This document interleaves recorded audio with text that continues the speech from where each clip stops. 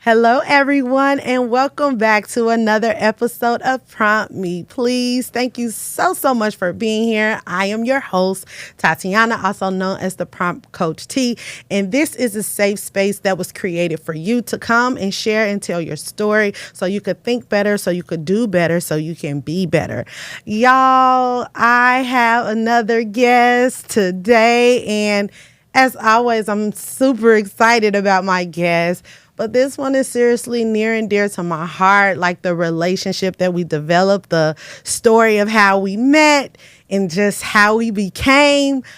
You'll get to know that. But without further ado, this is my sister. She's a fist guide as well. She is a daughter. She is a lovely all-around bestie, niece, like all the things. She holds many roles and different responsibilities. She's an artist. She's a creator. She also got a Grammy, y'all. She hate for me to say it. She's so humble, but I'm just saying anyway. This is my sister, Miss Domine Brishawn. Hey. Hi, sister. Hello. You are here. I'm here How you feel? on the Prompt Me podcast. Ooh, How you feel? I waited all my life for this. All my life I waited on this. And I did. I'm so happy you're I'm here. happy to be You here. said you wanted to be I here did. and do this. And I was going to have a real altitude if I didn't get to come on so the we show. had to make it happen. We had to make it happen. So we just came off of a fulfilling, eventful weekend with some of our other sisters. So in case you guys don't know, I don't think I've ever said it, but I'm a part of the organization. Some of you may know, some may not. I never assume that people know, but we are a part of Delta Sigma Theta Sorority Incorporated. And Twins. Okay. and we got together with some of our sisters this past weekend, and what a journey. What? It's a journey. See, she getting started already. And so my sister is still here with me she was here with me for a few more days, and I was like, what perfect opportunity it would be to have you on this platform. And so if you could summarize this past weekend in one word, what would it be? One word. Oh, you had like a phrase? I don't know. To summarize this weekend. In one word. Yeah. I mean, I could say fulfilling, but I feel like that doesn't encapsulate or capture everything that it was, you know? Necessary. Oof. Yeah. It is necessary. That's Fantasia. And so every year, I'll let you guys in just a little bit, not too much, but every year we get together, some of my sisters and I, and we just get together for a weekend, and we just set an intention and enjoy one another's presence. And so how we started versus where we are now, oh my goodness. We had to just like recap, like we had to recap like how we started and where we are now. Yeah. Like it is such a difference amongst our sisterhood and just how much we've grown over time, which is like crazy. It's crazy. But like you said, it was necessary. But I already said, like, my word was fulfilling. We've had many conversations, but I was just like, man, God did his thing with us. And he did. God did his thing. Yes, he did. Suddenly. That's it. So Domine is another one of my people. We be having like our little music Tourette's is what I like to call it. So Absolutely. if it happens, it happens. Just receive it, accept it, and just enjoy. Let it go. Okay? It's just let it go. And then also, we had the opportunity to go to church together. Wrecked. Tell the people about that experience. Maybe I was spent, laid out, prostrate, terrible. Me and Jesus is already like this. That's but right. I think coming off of the weekend that we had, Ooh, yeah. and then Pastor I'm from California, y'all. So okay, by the way. I be watching all of these other services. Yeah. Like, oh, I want to go visit. Yeah. Whole time didn't know she went to this church. I went to that church, yeah. But, man. Yeah. What they say, he's an on-time God.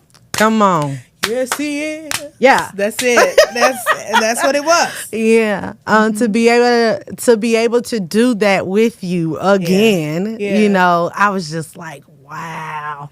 We haven't been to church together since like Mount Zion. No, for real. Fisk days. No, for real. Yeah. Yeah. And then after we did that, we was like, we should do this more often. Like incorporating in our sister trip. Yes, we got to. But man, that was a beautiful time. And then the part where I want to say where we locked eyes, we was like, seriously?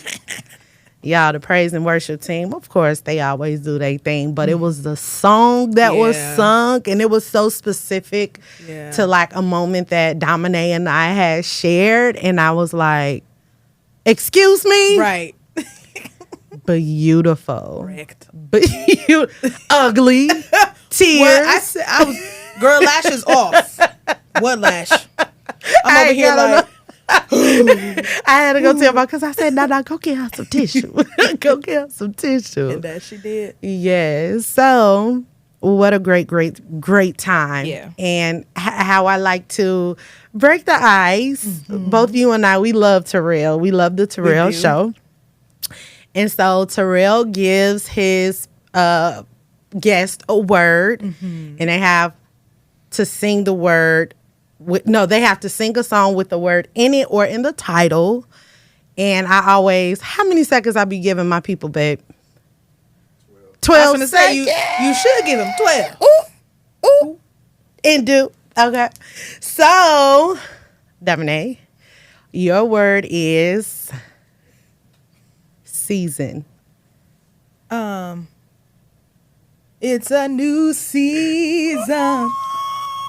It's a new day. Yeah. What the word say? Fresh anointing. Woo! I got chills, y'all. It's coming our way. Yeah. It's a season of power. Yeah. And prosperity. What is it? It's a new season coming for me. Yes. Woo! That's it. She's a pro. She did it. Okay. Now it's my turn. Okay. You got to give me a word. Okay. Be easy on me. I tell the people that every time. Like, hey. What's I want my to see if word? you can catch it. Your word is flowers. 'Cause you're beautiful like a flower, more valuable than a diamond. Yeah. You are powerful like a lion. You can heal the world with your mind. Y'all hear that rasp? With your mind. Yeah. Because that's good. I don't know another song with flower. The NDRE song. That one, but what's another one? Right. If I didn't have that. If I didn't have that. What is another song? I don't know. See, it's a lot of them. You and Chucky did me the same way. He gave me complicated. I was like, I don't know. No, you should have sang Avril. I was just gonna say, but that came up this week. That did came up this week. Ain't that crazy? That's crazy. So yeah, we did that. Yeah. So, sister, we're gonna set the intention. We're gonna be talking about just the importance of letting them or letting things be. We had our own little podcast in the car when we were picking up one of our other sisters from the airport, and we were just talking about the seasons that we were going through with all different types of relationships and the growth that we're seeing within ourselves. And we were just going with the flow too. And funny enough, when we mentioned the podcast, we was like, what were we talking about? I'm like, I don't know what we talk about, but that it became a consistent topic that kept coming up in every area of the conversation throughout the entire weekend. And so I was like, let them. But first, before we, get all deep, how did we meet? Oh, yeah. So there is this illustrious university located in Nashville, Tennessee. Yeah. By the name of Fisk University. And we are both graduates of Fisk University. That's right. But I didn't just go to Fisk to meet Tati. That's right. She was actually my RA my freshman year. That's right. What a different person I was. Come on now. What a different person Absolutely. I was. And she lived directly across the hall from me and one of our other sisters who was just here, actually. Yeah. Shanae. Yeah. Hi, Flavio. Hey, boo. But yeah, that is how we met. And yes.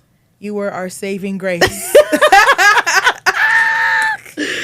I don't know why y'all thought that y'all was so like, y'all weren't that. Y'all weren't, maybe because I'm like, I've had my experience too. We were not that like, when you think of college freshmen, we wasn't like. Correct. But correct. I think we both, my class in general, just had a lot of emotions. Yes. And we had a lot of things boxed in. Some of us everybody deals with trauma, but some of us had a lot going on and didn't quite know how to regulate those feelings and those emotions and communicate as effectively as we might know how to now. Right. So, today.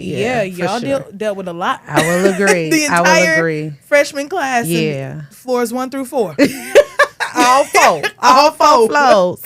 And crazy enough, right? Like, just seeing how you guys started at Fisk, and then of course I was 2 years. I was 2 years above you guys, grade level wise, and just seeing who y'all are today, I'm just like, that is so crazy. You know, like how the old people be like, I watched y'all grow up. Like I literally felt like that, like seeing you guys matriculate through Fisk, dealing with everything that you guys had to deal with, and I'm just like, wow. Y'all did that though. Period, indeed. Y'all did that. So, what is something that you feel you're trying to let go of right now? No, I feel like we touched on it a lot this weekend. I have been letting go, like, you could say for the past 5 to 7 years. It's for real. But in this season, my own, and I won't necessarily say insecurity because I'm not insecure. I'm very secure in this moment in life, in my gifts. But letting go of fear of putting myself out there. I feel like I started the process and then I halted. I had like this dramatic pause because life. And things happen. Lives. Yeah. And just sometimes I understand why they say ignorance is bliss because the more you know, the more you have to, adjust or change or reacclimate. And through my learning and just, living, I was just like, okay, I'll stay back here. And then when you stay back there, you get comfortable back there. You get comfortable. But I'm being now uncomfortable in this, what was a very safe place. And it's like, I'm still safe, but I'm just like, what is going on? This is boring. What am I doing here? What am I doing here? So that's good. That's good. What would you tell your younger self about letting go, right? Like now you are grown woman, Domine. And you are in this season of, I fell in the background. I got comfortable, had this dramatic pause, like I was on to something, then it just halted. What would you tell your younger self about letting go? I would tell my younger self that letting go is also release. Because sometimes you're like, you just gotta let go, but release seems like such a more powerful word. It is. It is. And then in doing so, I always think about the visual. It's like that little cartoon character with a little white girl holding on to like this rope, tug of war, and then when you see it let go, her hand frees up and being like all red and stuff. Or the small teddy bear you holding on to and God got the bigger one, right? So I think about that visual often. And really I'd be like, the quicker you let go, the quicker you'll be free. Ooh, that's a word. The quicker you let go, the quicker you be free. And I feel like sometimes there is fear of letting go. Absolutely. Absolutely. Because the things that we hold on to, they meant something once upon a time, you know, and maybe still do. Yeah. And still do. If you think about like the different loves that you've had in your life. Yeah. I think a lesson that I've learned from one of our other sisters, Sanea, is like love doesn't die, but it does shift. Yeah. You know, and it has to move. Yeah. So it's like letting go. It just can't stay there. It can't stay there, but you feel like, but that was such a big part of me. That's right. And who I was and what I thought I needed for the rest of my life. Yeah. Or what I want for the rest of my life. Because sometimes we let go of things that we don't necessarily want to.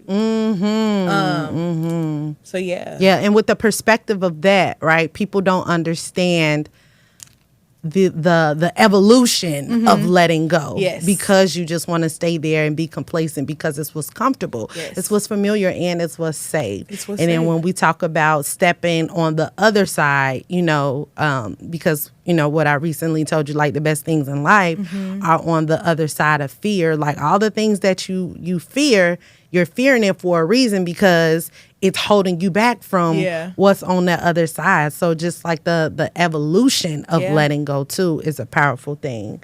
When you think about our sisterhood and how far we've come, how have we changed since we've all graduated? Yeah. Since we've all graduated, of course we've grown. You know, that's without being said. I think we have all finally figured out the women that we want to be. You know, the type of daughters we want to be. The type of, for half of y'all, the spouses that you want to be, you know? Because it's like you go in with this premeditated notion of like, this is who I'm supposed to be. Yeah. This is what people have told me, even in terms of like life and career. That's this right. is what I've seen. That's right. This is what I know. Yeah. But on the other side of that, now we've all lived a little bit of life. We've all moved back home. Literally, everybody is back home. Everybody is back home. We've dealt with some things, and now it's like, okay, that's who the world wanted me to be, but this is who I am. Yeah. And this is who I will continue to build on to. Yeah. And so I feel like our biggest change is that we are much more ourselves than we ever have been. Yeah, yeah. And it's so beautiful. It is. Because it's like, I still remember us at Fizz. Yeah. But us now is like, oh, wow. Yeah. And speaking of like who you are now, what do you think your role with our sisterhood dynamic was back then versus what it is now? Yeah, I was the baby. me and Shanae were the babies. Y'all for are sure. Our babies. And so we were brats, if you will. I tell the truth. Yes. Shame the devil. Yep. But no, my role then, I don't know what my role then was. I think, well, actually, yes, I do. I think my role then was to teach you all how to care for someone who had never experienced sisterhood. Yeah. I'm the only one without a sister, like a biological That's good, sister. Dom. That's good. Yeah. Everybody has actual siblings, and I'm an only child. So for me, I'm still stepping into not just like friendship, right? Because you have friends, but like what it means to be a sister and like the sacrifices you make, how to share, like how to open up, how to, you know, not just be present, but be vulnerable in that. So my role then was like y'all having to navigate teaching someone who you felt like should have just known automatically, but no, because y'all used to get frustrated with me a lot. Like this little girl. A lot. Yeah. But that's a good point too, because when we talked about it over the weekend, giving language to where we were, because we didn't know what it was, but we know it was something. But then it's like once you put language to it, you was like, oh yeah, well that makes sense why you acted like that, or why you said things like that, or why you did things like that. But even seeing how much we have revolved now, you know, I think that it's still a powerful thing, because I just love looking back at where you was. Like when you're in it, you don't see nothing but that. Yeah. Literally. The hindsight is 20/20, baby. But being on the outside, and seeing where you are now versus where you were.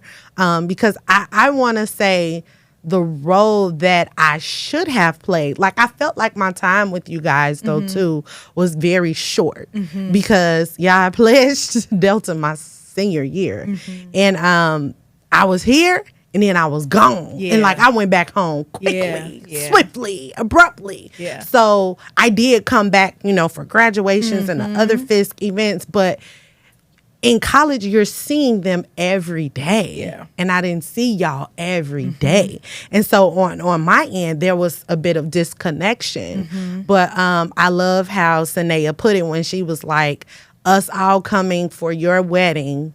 She was like, that's when things had shifted. Yeah. And I was like, oh, yeah, it did. You know, because the photo ops or the formalities and your other Delta sisters showing up for you. That's what I thought, you know, at that time. Yeah. But it was that moment that kind of shifted for me, especially when Sanaya had the conversation with me. I was like, oh, and I think that was when it clicked for me. Yeah. So like now the role that I play with you guys now looked way different from when we all started because things looked different. Yeah. What is it like watching your friends make these different life choices down their different life paths from sitting where you are? It's interesting because I have friends in every field. Like really, I have, and like my sisters are my friends too. So like we got friends. Nurses, we got lawyers. You know, I have people who are also in the entertainment industry or the music industry as I am. We have educators, we have counselors. So I have producers and like in the news area, journalists. So I think for me, seeing everybody step into like finally doing what they want to do, one is beautiful and it's like, yes, that's exactly, because I've had some that are just now stepping into their calling. Okay. And it's just like, woo, finally. But for a long time, it didn't feel that way because I wasn't not walking in my purpose. But it took me a little bit more time. It took you some time. Yeah. Because of that fear or that comfortability of like, if this is what it is, then this is what it's going to be. Yeah. And I hadn't met the right people yet. I hadn't met the right people yet to place me in those rooms to where now I see the bigger picture. So it's in that moment, I wasn't envious or jealous, but it was like, I'll celebrate you, but I'm also about to go back home and cry and be like. And that's real. That's real because my question, like, how do you support your friends in the different life choices that they make, whether you agree with them or not? How do you do that? You have to remove yourself from the equation because it's not, their life is their life. Their life is their life. And my life is my life. That's right. I tell some of my students now, because I also double as an educator. Okay, come on. I tell my students now, like, if you're going to do it, do it. But stand on it. Yeah. Like, if you know you're going to come back to me, okay, Dom, I did it. I'm sorry. Don't apologize to me. I'm not the one you need to be sorry to. Stand on the decision that you made. I'm more happy with you being like, I did do it. Yeah. And it's what it is. Yeah. But like owning that. Everybody's story is their own. We are just characters. Yeah. You know, it'd be like main character energy, absolutely. But they are the character. It's their story. It's their book. The only other person involved in it who's really making the play is God. That's right. So that's right. When people make decisions and they do the things that they do, it might frustrate me, you know, depending upon our relationship. I may or may not say something. I've learned to ask now. I ask my friends a lot, like, who you want me to be right now? Yeah. That's good. They're like, that's good. What kind of friend you want me to be? Yeah. Do you want me to be the listening kind? Yeah. Or do you want feedback? What role do they typically ask you to play?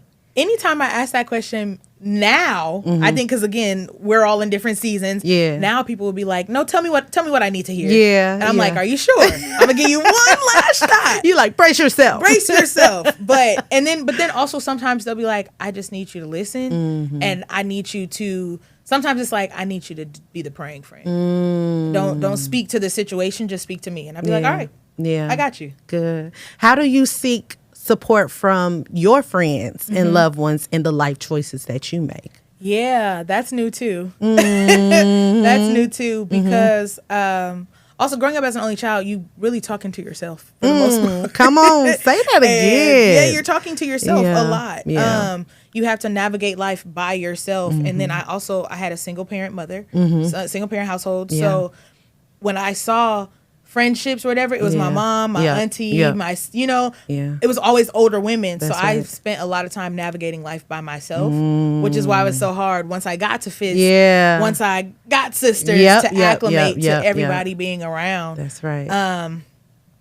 So I guess now how I seek support, I just have to be really honest about it because it's scary. Yeah. Because sometimes I know I don't necessarily want to hear somebody speak life into me because I've actually said this plenty of times. There are certain people that I cannot hide from. Of course, y'all are, my sisters are there. When we, like you said, if I set eyes on you, instant tears. If I see you, it's on. I said, yeah, I'm like texting them and talking on the phone with them is different. Like even FaceTime. Yeah. But seeing you in person. We can't hide. We can't hide. And so there are different pockets of my friend groups that there are some friends that I've had since I was 9. Just certain people who I cannot hide from. Yeah. And because I can't do that, when I'm going through, my misery doesn't like company. So I should, because I don't feel, because the thing about it is, it's not that I'm afraid of what you're going to say. I know you're going to get me to that open place where I have to be vulnerable. Yes. And I have to release. Yep. And be transparent. And be with where transparent. You are. And so through like therapy and learning and life, I've learned how to understand what friend is for which moment also, because I have a lot of friends. I've opened my life up to a lot of different people just because I always wanted people around because I didn't have them. I didn't have a lot of folks around, and that has might not have been the best thing for me to do because I can't keep up. Right. I can't, and honestly, because I can't keep up, I've lost some friendships that I really cared for, still like long for, but I just couldn't keep up, and I didn't know how to support everybody in the same way, or even know how to communicate that. So, me today, I have to know which friend is for which situation. Because do you know how to communicate that now? I'm learning. Okay. Still. But because something about these 30s, everything you learned then, it's like, scrap that, start over. What? Yeah. Excuse me? What do you mean Start over? And so, again, like I thought I knew how to tell somebody I needed them. But in this season, since things have changed and people have grown and we're not the same people we were 2, 3, 5, 10 years ago, we have different expectations. So I guess the one thing I'm adapting to is that like you can't have these unspoken expectations of best friends, of friends, of family. Because you've changed and you've shifted. So have I. But our mind state and our friendship has not. That's right. We haven't made our way around the circle yet. And we haven't had that discussion of how you would like me to show up and how I would like you to show up. And that has been what has like admittedly ended some of my friendships.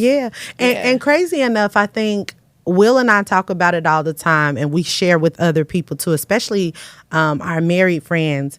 That was a mind-blowing thing that we had learned in premarital counseling, that unspoken expectations are unfair expectations, and how quickly you will place an expectation on someone, and if they don't do it, you either cut them off, you get upset with them, and you shut down because they didn't fulfill this expectation.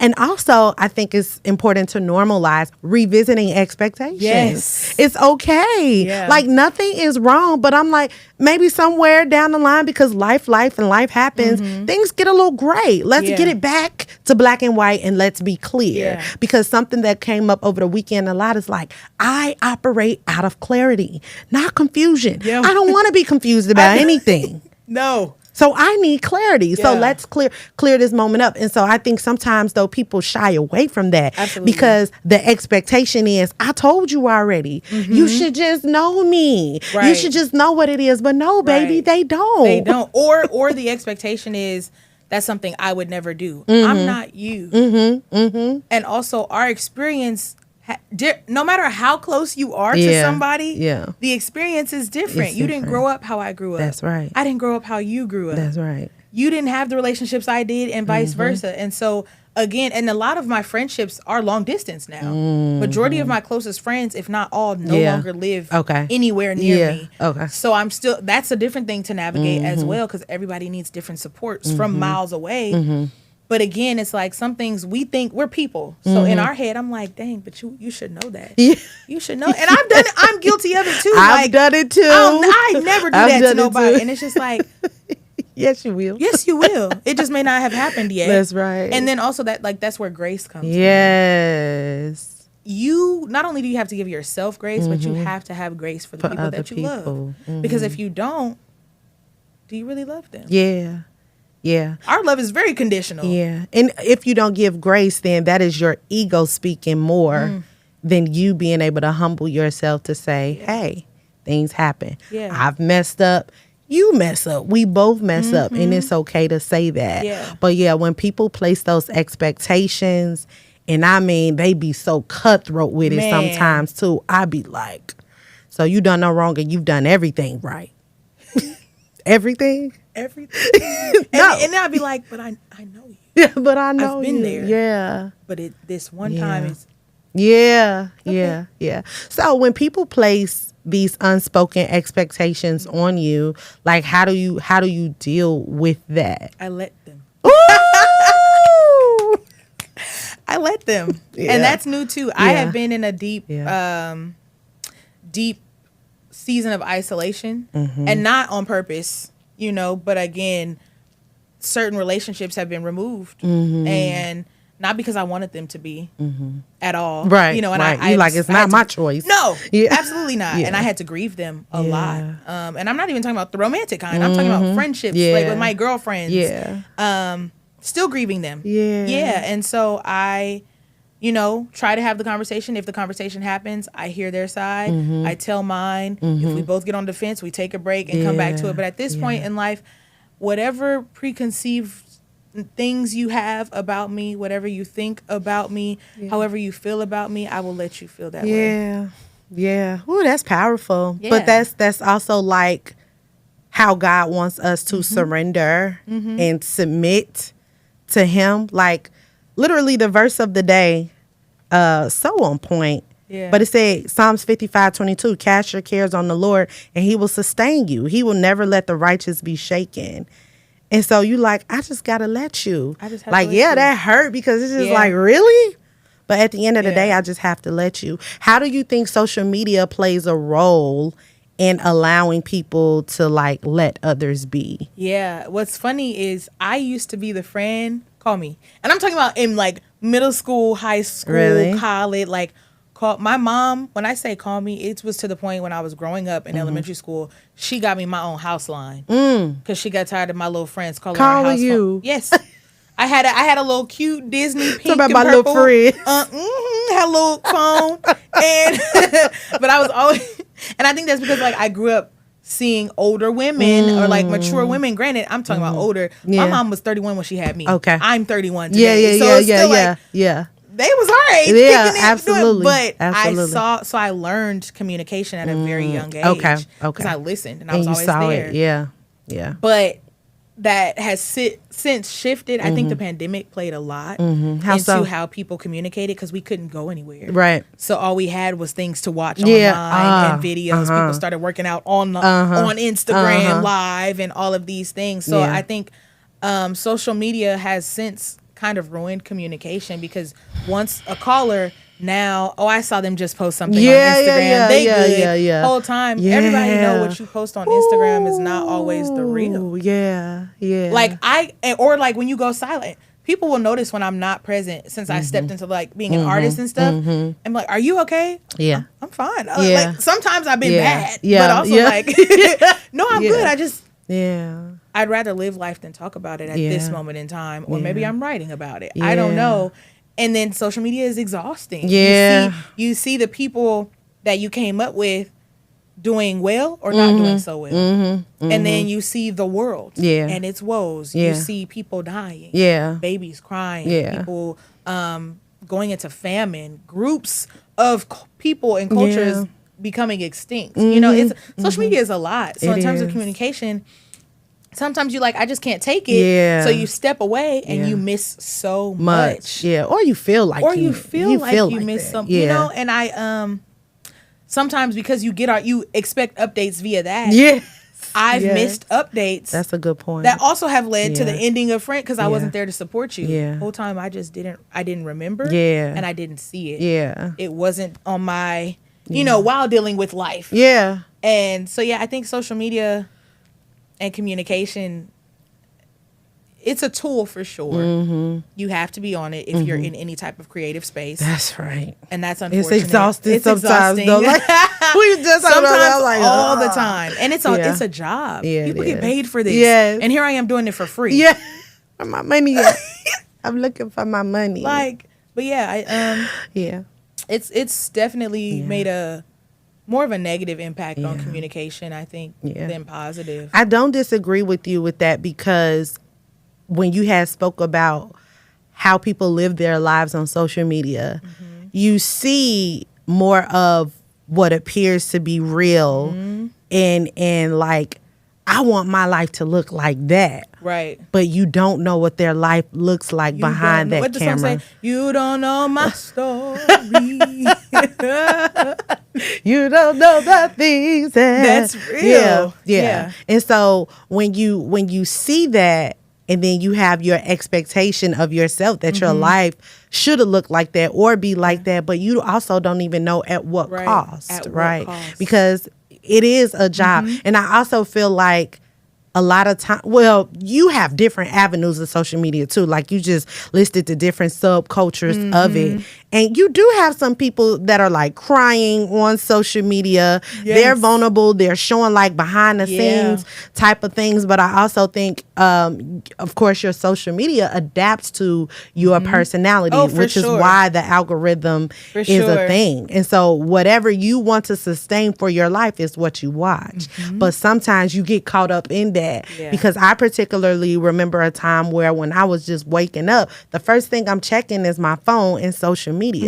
But I also saw sometimes I'll be watching clips from Mel Robbins and she said something very key. She was like, you're bringing all of that energy into your life the first thing in the morning. Right. I had to be checked on that. Yeah. So now I don't sleep with my phone in the bed. Same. So now the phone is not the first thing that I check. If I need to check the time, I'll check a clock. Yeah. But not my phone. Yeah. Because when I open up my phone, then the secondary subconscious thing that I'm doing is opening up a social media app. Yeah. And so sometimes those things have to be checked. Yeah. You want to come in starting a new day refreshed. Because some people use social media as their news. They do. And it has been the news. It's more of the news than the news has been, you know. That's true. Quickly. Swiftly. Something happened. Let me get on. Yeah. Let me check. Because I know they're going to find it. Yeah. My notifications have been off since 2017 for every app. I don't want to see it. The only thing that's coming through my phone is a call or a text message. Okay. And I probably have about 200 unread text messages. So I'm not even going to hold you. Okay. It's overwhelming. Yeah. It's a lot. Yeah. To have to constantly communicate with people, especially when your regular full-time day job is to communicate and counsel people. Yeah. No, I don't want to talk to you right now. I don't want to do that. And I don't want to talk. Not right now. Not right now. What is a piece of advice that you would want to give to someone that is operating in a space that's struggling with letting the other person be?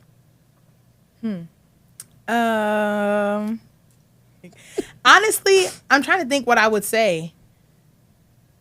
And maybe it's something along the lines of, it's a answer the question with a question. I'm like, well, what do you care about the most? You know, in this, we walk down the line. How are they? Because this is how I coach. What are you feeling in this moment? Okay. Right? Okay. Why do you care about that? Because that gets to the nit and gritty of like why you're feeling anxious. Yeah. Why are you feeling this amount of angst? Yeah. And then something I've learned through my own like journey through therapy and just prayer and devotion is, well, what can you control and what can't you control? There's actually a diagram. Good. There's plenty out there. You could Google it. Yeah. But it's just like the things that you can control and the things that you can't. So when you know you're about to have a real conversation with somebody, you have to go in knowing that they're going to respond one of three ways. Yeah. Negatively, positively, or some way you didn't even encounter or didn't even think of or imagine. Yeah. And you have no control over that. You don't have any control. When I ended my last romantic relationship. And it was hard for me to hear it, but one of the things that got back to me was that person didn't think that I loved them for them. And I had to sit in that. And mind you, the person who told me, we was just chopping it up at lunch. Like, so it just casually came out? Yeah. And I stopped. I don't even think they realized how unnerved I was. I had to go to the bathroom, cry a little bit, come back, finish it. But I went home and was like, oh, how? Yeah. Because that was not the truth. Anybody who knows me saw it. Yeah. Everybody who knows you saw it. And it took me a minute to get over that hump because I did so much for that person and I did so much for me to be with that person. And not like I gave it, like it was equal. It was very reciprocal. Yeah. Okay. But it was just like because of this one mishap that we had that led to us not being together anymore. Now you felt like I didn't love you for you. And that hurt, you know? Yeah. Because I'm like, to this day, I'll forever love that man. Yeah. Forever. You know? Again, love shifts. Yeah. But like, I'll always have this love and respect for you. But in that, when I finally got to the moment of realizing that, like, I can't control how you felt about me or our relationship. That's right. Because I know who I was to you. I know who you were to me. I know who we were together. Yeah. I know who I am without you. Yeah. I know who I'm going to continue to be and grow into. Yeah. However you felt about our ending is how you felt, and you are obligated to feel that way. More than obligated. Like, it matters. Yeah. I can't control that. Yeah. No matter how hard I try. Yeah. And the harder I try, the more I make it worse. Yeah. That's and right. And so to said person going through, hey, you can't control what other people are thinking of you in this moment. You can't control what they're saying. Yeah. Yes, it's hard to deal with the like defamation of character. All those but things. You know you. And we started this. I said now all of us as sisters, we are very secure in ourselves. Yes. Now, from 10 years from ago. The beginning? Not at all. But now I'm secure enough to be like, dang, that hurt. Yeah. But okay. Yeah. Even recently. Yeah. Seeing how you handled it. I was like, grow. Man. Grow. Yeah. Because it's like, again, I know what I did. I'm not one of those people who's not going to be not accountable or that, but like I know the kind of person that I am. I know when I messed up, and I'm not above apologizing or saying sorry when necessary. Yeah. Not just when I'm prompted to do so. Right. No, when I'm convicted to do so. Come on, conviction. That is when I will do it. But like, y'all don't lead my life. I do. He does. Yep. Yeah. And that's it. Yeah. So that's good. Yeah. That's good. But speaking to that, when you say you can't control, I read one of my favorite books that literally shift life for me was called The Four Agreements by Don Miguel Ruiz. And one of his agreements was you can't take things personally. Yeah. And then another one that goes hand in hand with it is like, don't make assumptions. You know, like the narratives and the things that you tell yourself in your mind to create this whole thing of like, this is why it happened. No, who said that? Yeah. Cancel that. That was never said. And like, don't take it personally. Like the things that you experience in life has everything to do with that person and nothing to do with you. You were probably just a casualty, but it hurt. You were collateral damage. But don't take it personally and don't make assumptions about why you think that it happened. For sure. And so that one, and then another book that he wrote was the Mastery of Love or something like that. But it shifted the way in how I saw people, how I interacted with them. Yeah. And it literally leveled up my relationships with people. And so when I think about like the different relationships that I'm in, day to day, week to week, month to month, or whatever the case is, when I'm meeting someone, I'm having those things in mind. Yeah. So like being in alignment with someone, like, I know what that feels like, and I know what that is. And that's why I was a weeping Wanda, you know, especially with our sisters, because I'm like, man, this is so beautiful, and a lot of people don't have this. Like, you see people all the time talk about friendships and relationships, betrayals. Like, yes, I've been betrayed in friendships and stuff. Don't get me wrong, but the thing that I have that over a decade of friendships and relationships, and they are still a consistent presence in my life, like it is unmatched. So that's why when I do meet new people, y'all are the standard. Yeah. How someone treats me.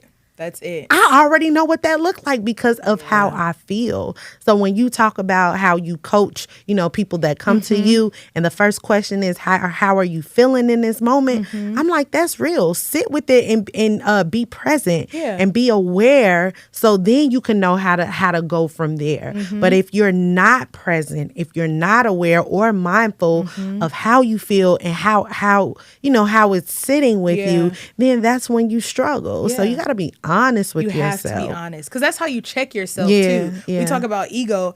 Let me acknowledge how I'm feeling first before I even go forward and let's start there. Let me start there, because if I know I'm feeling away, I'm already on the defense. Yeah. And healthy communication is not always a kumbaya moment. Like you have to have tough conversations. Come on. You have to have tough conversations. And once you learn how to navigate healthy confrontation where you're not yelling or whatever, and you can acknowledge, like, something that I used to do when I was in relationship was like, if that person did something I didn't like, I'm like, hey, truth moment. Yeah. And at that moment when we knew that, we hear that, is pull the car over. Yeah. Let's park. That's good. Let's see and it's just like a little keyword. Because I know in this moment you're struggling to tell me what you need to tell me already.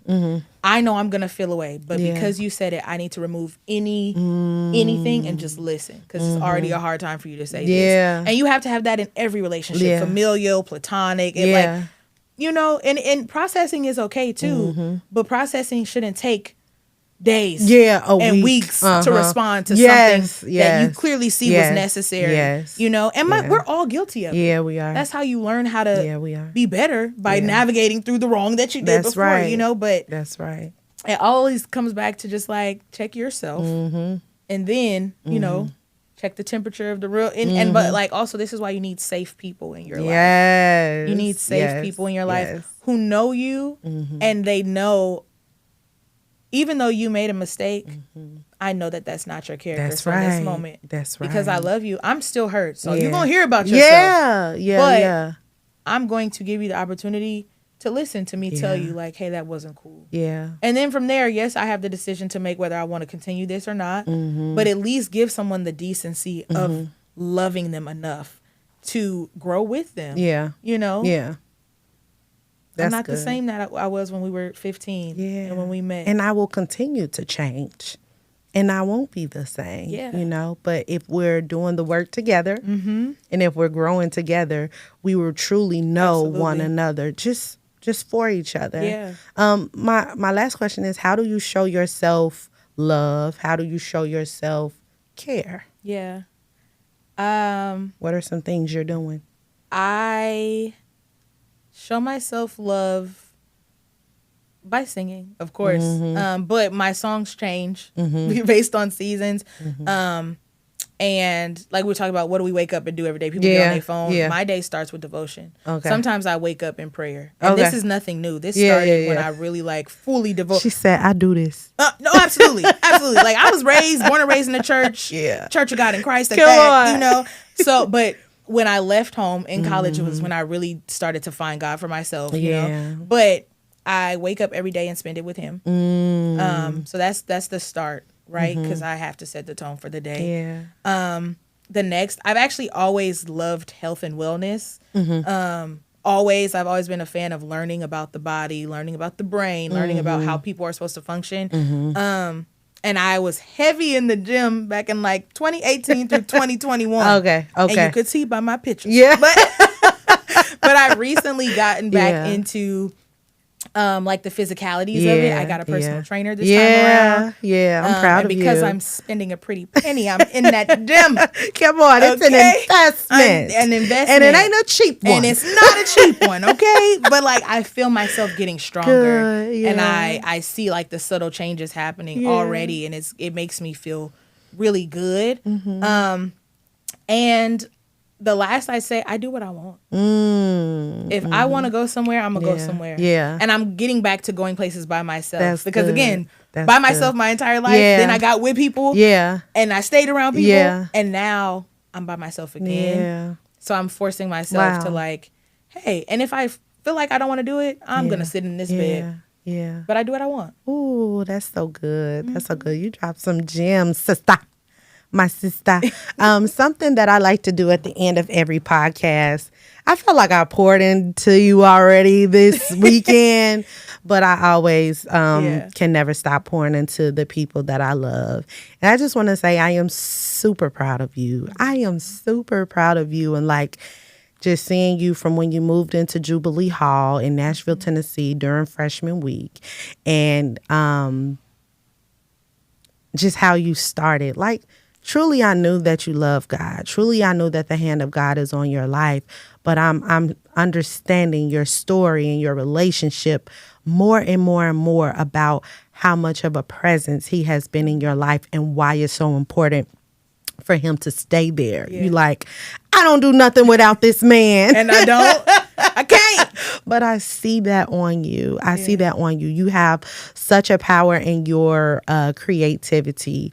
Your voice is going to heal masses. Like the people that encounter you and that you touch, they will be impacted and their lives will be transformed forever. That's how much power that is within you. And then when you you're already doing the work of eliminating that fear that has put you at a halt, because when you take off, it's literally like you're not going to be looking back. And to be able to sit with where you are now and have vision of where you want to go, it's going to be like tunnel vision. All the distraction, all the noise, it's going to feel like, oh, you're not going to hold me back anymore.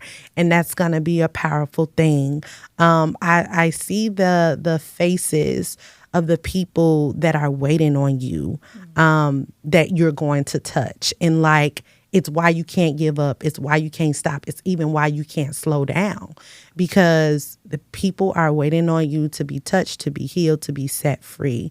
And that is what's on you. And so I just want to continue to push you forward, to empower you that you can do it. And, you know, like when the dust settles and, you know, like how you have your time alone with your thoughts, like God is still there and he is still present with you. So yeah, that I'm a bad I received that. I'm a bad Maybe I'm all teared out from the weekend, but hey, I'm a bad I received that. But Thank yeah, you. I'm super proud of you and I love you. And just, how can the people know more about you? What platforms you got? All of them. All of them. Where you at? My name is Domine Brishawn. You know, well, that's my artist name. My name is Domine Ezechuku. But you know what? Domine Brishawn. Yeah. I'm on all the Instagram, the Clock app, the YouTube, the Twitter. We don't call it that other name. You know? And I don't have a Snapchat anymore. Okay. I can't. Everything I can't do. But the main ones, I'm there. Good. I will. My website will probably be launched closer to when I release more music. So like in about a month and a half or so. Yeah. And that's awesome. And you can find me that way. Pretty much. Okay. You can Google me too. Ooh. Google me, baby. Google me. Google me, baby. Go ahead, baby. Google me, baby. Go ahead, baby. Google. Nah. Okay, you guys, that is a wrap on the episode. I thank y'all so much for sticking it out with us. Y'all, literally, me and my sister, we could talk. Okay, so I'm letting y'all in on what our conversations are like, but I hope that something was said to pique your interest, to spark some curiosity, to inspire you, to motivate you, and I hope that you are in a season or in a place or a space where you may have been struggling with allowing people to be and allowing things to be and understand the things that you can control and that you can't control, and just knowing how to navigate that throughout your life path. So like, share, subscribe, tag somebody that needs to hear this episode. Until next time, keep growing, keep living, keep learning, keep laughing, keep journaling, and manifesting all great things. I love you, and I'll talk to you and see you guys on the next episode. Ciao. Bye.